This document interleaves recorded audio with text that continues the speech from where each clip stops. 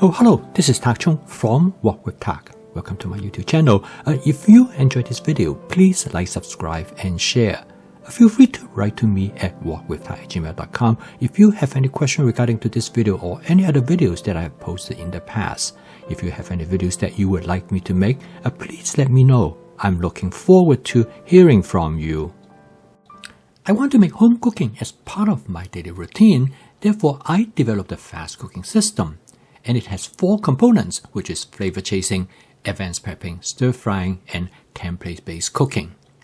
Now, out of the 4 components, probably the most important part is that I must cook the food that I love and enjoy, and this is the reason I think flavor chasing is central to the fast cooking system.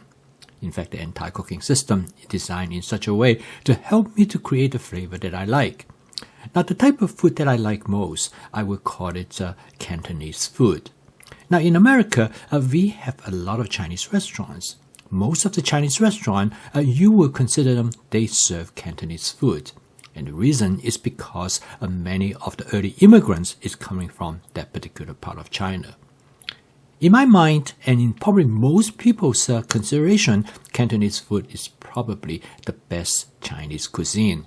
Now, of course, China is very large and it has many different types of cuisines. And all of them, I think almost everybody would tend to agree. And so you might ask, what is Cantonese food? Almost everyone been to Chinese restaurants in the United States will immediately recognize the flavor associated with Chinese food. Even though American Chinese food has continued to undergo change and evolution, however, the basic flavor and characteristics remain essentially the same. When Chinese immigrants first came to the United States, they bring their food and tradition with them. Most of these immigrants came from the southern part of China. And so the food that represented in the United States, particularly during the early phase of Chinese migration, is really food of the southern China. Now, this type of food, in fact, in China is probably the most recognized as well. Of course, China is a very large country. It has many different types of cuisines. The American Chinese food is most closely associated with Cantonese food. Now, Cantonese food originated from a southern province known as Guangdong province. This province provides most of the immigrants to different parts of the world, including to the United States. They are the early immigrants that came to the United States that provide great assistance in the building of the Transcontinental Railroad. Cantonese food is very different from other types of cuisines in China. For example, Cantonese food is quite distinct from the food from Shanghai, or from Beijing, or from Sichuan province. Each one of them has their unique characteristics. However, it is probably well agreed upon is that the Cantonese food is considered to be the best cuisine in China. Cantonese food in general has a mild flavor. However, the flavor is frequently infused with strong savoriness. And the savory of the Cantonese food is due to the presence of umami molecule. Now, the Cantonese food can be distinguished by its unique flavor that is created by using sauces. And in this video, I would like to show you how you can create a flavor for Cantonese food. And using this approach, you can create exact type of flavor that you find in a lot of American Chinese restaurants. Cantonese food has its unique characteristics that help it to distinguish itself from other type of cuisine from China. One of the most notable feature of Cantonese food is the freshness of the food ingredients. And the freshness of the vegetables and the meat play a critical role to give the best flavor to the Cantonese food. Now, Cantonese food is seasoned very lightly but distinctively. All Cantonese food usually have this distinguished feature that they taste savory. A flavor plays a critical role in how we appreciate and enjoy food. There's a saying goes that we love flavor first before we love food. So in the case of Cantonese food, it is the flavor that sets it apart. And one of the most distinguished flavor for Cantonese food is created by actually 3 different sauces. These 3 sauces used extensively in cooking Cantonese food.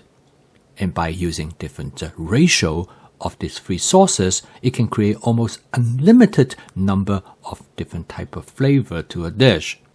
The importance of sauces in stir frying can be easily recognized by the wide use of soy sauce.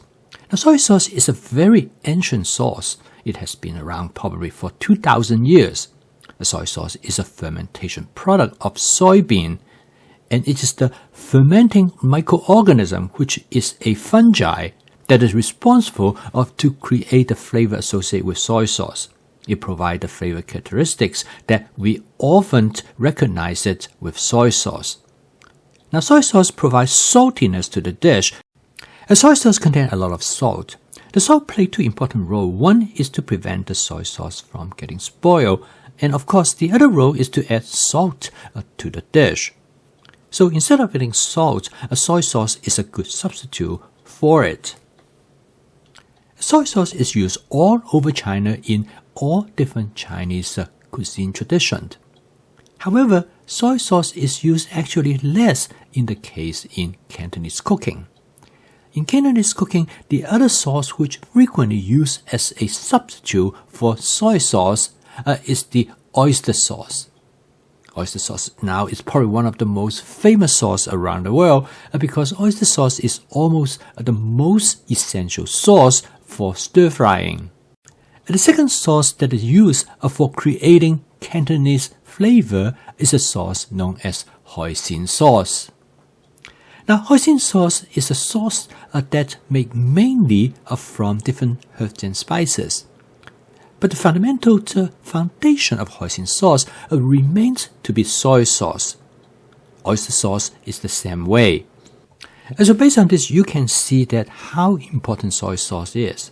It provides the foundation to create these different sauces that provide additional flavor profile to the dish. Oyster sauce is different from hoisin sauce mainly because of the oyster extract that are present in oyster sauce.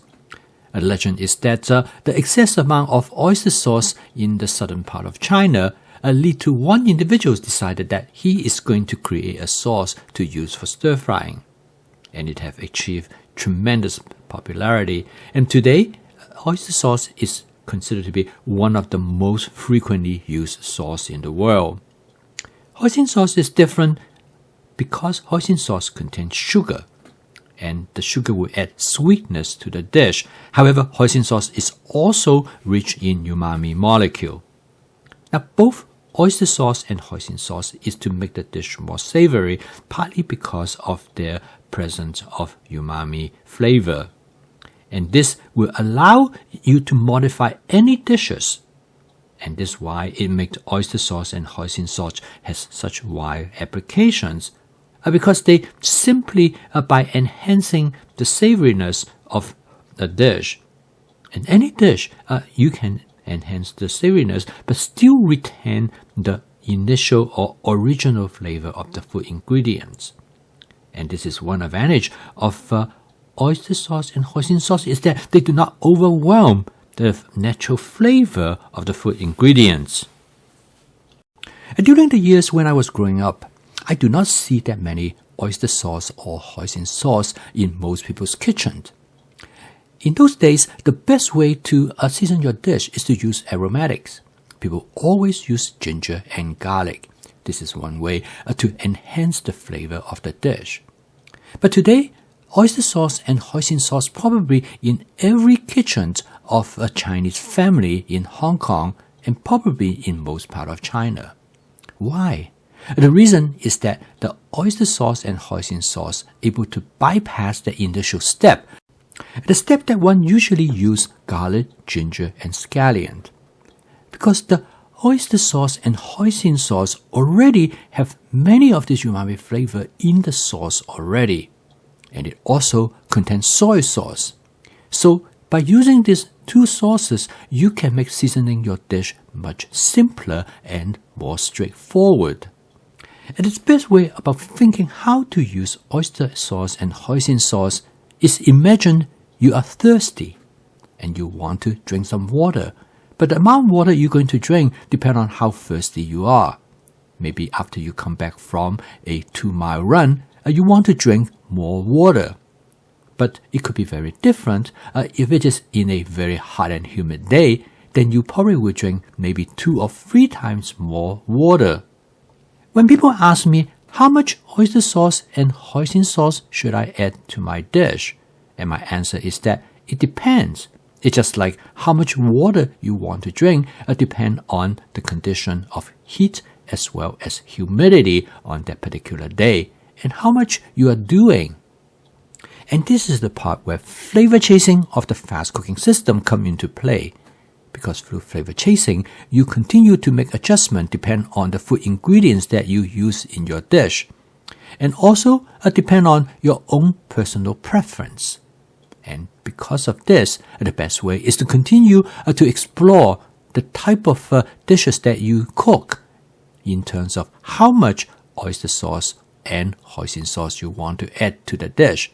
In some cases, you might only use one of them, but in other cases, you might use both of them, but in different ratios between one dish versus the other.